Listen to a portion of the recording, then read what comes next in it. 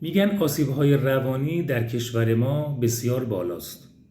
از 20% به بالا این آمارها گزارش میشه توسط سازمان‌های علمی و تخصصی. ولی علت آسیب‌های روانی چی هست؟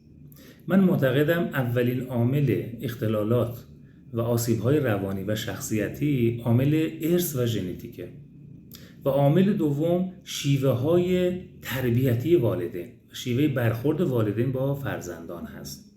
بنابراین والدینی که یا زوجهایی که میخوان صاحب فرزند بشن در گام اول باید ببینن خودشون به لحاظ روانی و شخصیتی آیا سلامت روان دارن یا ندارن.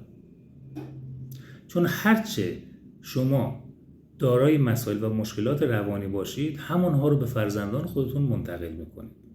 و عامل دوم یا روش دوم برای کاهش اختلالات روانی اینه که اطلاعات خودتون رو تو این زمینه بالا ببرید.